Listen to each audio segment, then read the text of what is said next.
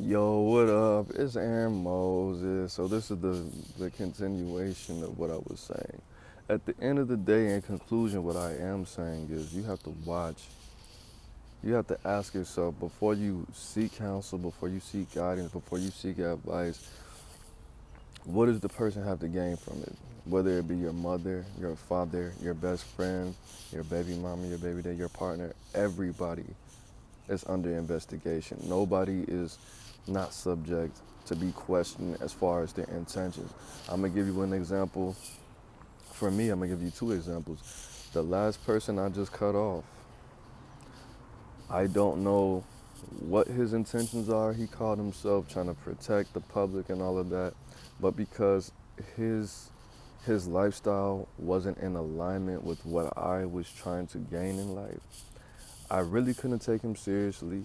He seemed like he was jealous. He didn't understand the fact that I'm a human being and I just require certain things. But his advice it was just out of alignment with what I was going through. He just was angry, maybe a little jealous, maybe knowing that if I go forward with this move, we're not gonna be on the phone all day like we're best girlfriends, like we used to be. That's just not gonna work. You could already see I'm slipping away, aligning myself with this new lifestyle. I don't know. I don't know what his intentions were. At the end of the day, uh, the other autobiographical occurrence was I was with somebody and I told them, you know what, I think I want to gain like 20, 30 pounds of muscle. I'm gonna start saving my money and start getting this protein. I'm gonna invest in some workout equipment. I'm not gonna get a full gym membership because I just don't want to. I don't want to have to leave the home. The response from this person was, I like how your body is right now. Now, mind you, I'm 5'9". At the time, I was like 130 pounds, if that. I was probably 125 pounds with clothes on. You know what I'm saying? And the average man wears 8 pounds of clothes. So I was like closer to 115 pounds. What woman wants a man that is that underweight and just unattractive on that level? I'm gonna tell you the motivation behind that. The motivation behind that was this person was abused by her partners, her man partners so much that she was afraid to be with somebody that looked physically intimidating or looked bigger than her. This person was also paranoid that other women would want me, which they already did, so I don't know why that person would have thought that. I mean, yes, my marketability and my attractiveness would have went up, but at the end of the day, you see the intentions, you see the person was that close to me and told me not to get a healthier lifestyle. The person was disrupting my lifestyle changes because of their own insecurities, and they called themselves my partner at that time. You have to watch every little single thing. You have to question everybody's intentions with no discretion. In the words of Project Pat, ain't nobody cool, man. You have to watch. You have to question. You have to strategize. You have to be very deductive. That's a great way to be able to tell who. Just you could even make it up. You know, I'm thinking about going back to school. Like that episode on Good Times when the mom, I forgot her name, told James, Florida told James she wanted to go back to college. He said he didn't even want his own wife to go back to college. His own wife that he has 3 children with, when they live in the projects struggling to go back to college because he thought that it would change her personality. She would start talking to him like he's stupid because he came from Mississippi and he only had like a 3rd grade education and he had been working in steel mills and his whole life. Even her own husband, who had 3 teenagers with her, did not want her to better her life and get an education. You see how it is? And that's a very, I don't want to label that. I don't want to give that a gender or anything like that, but at the end of the day, it's some real catty, bitchy, jealous, insecure shit, bro. And a lot of people, you might think you are best friends with the most alpha male, man, friend in the world, but at the end of the day, these people are still human.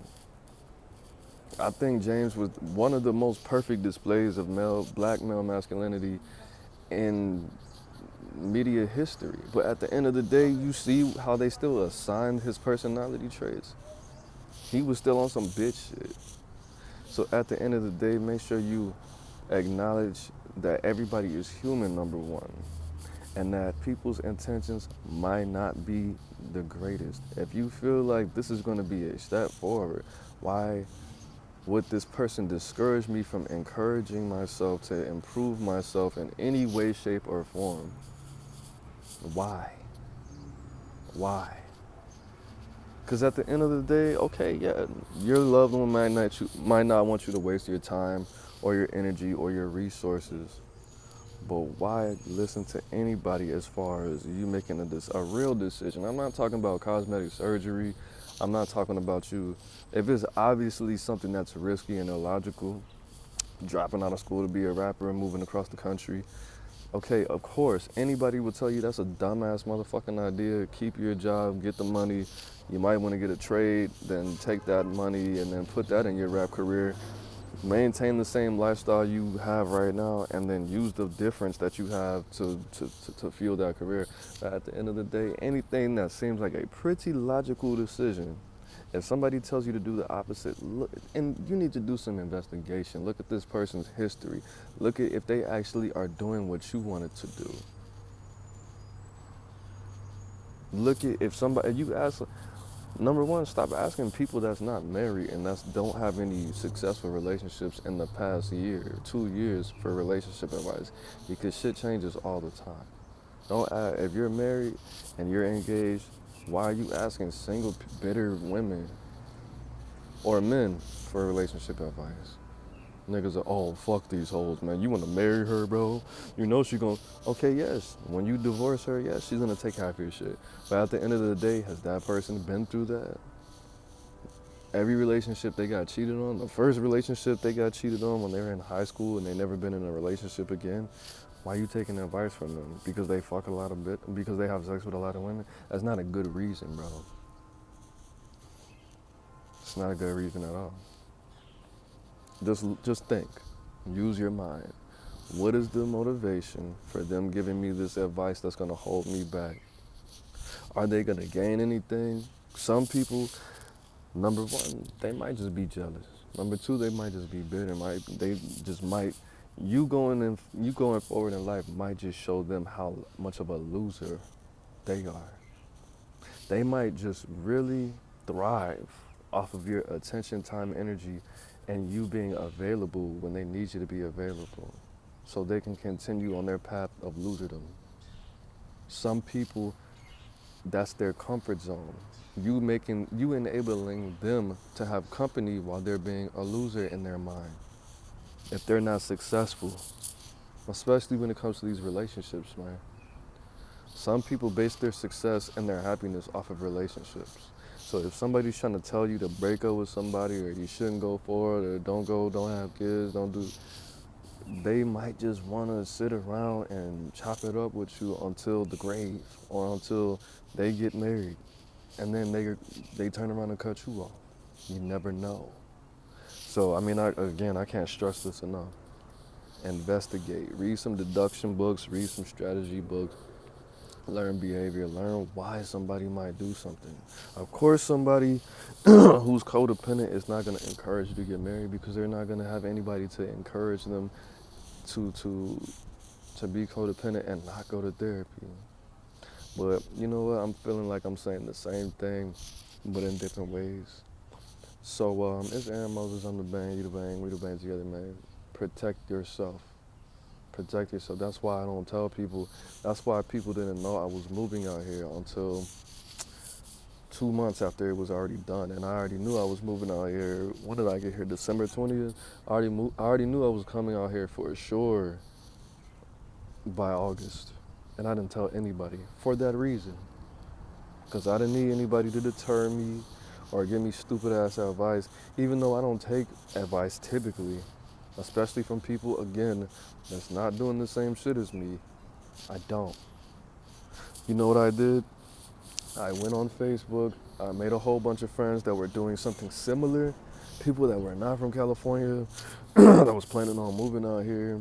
Even though we had different intentions, we had rap homies moving out here. We got people that got baby mamas, baby daddies moving out here. We got people that was trying to be actors and singers. Like, who else am I gonna find pretty much besides me? Oh, I'm moving out here for love. I'm a rapper, but I don't want to come up in LA. I want to come up in Atlanta or Chicago or Texas or somewhere that's more uncommon, because it would be quicker and easier and I'll stick out more. Of course, at the end of the day, I already had the wisdom and the discernment to know to not tell anybody about that shit. It's just like a baby. If you get someone pregnant or you get pregnant, just let that baby grow. Let that little seed, that little vulnerable, helpless, defenseless seed grow. The best things grow in the darkness. And when it's time, things will come to light. And it will make that fair exchange. The law of rhythm will kick in.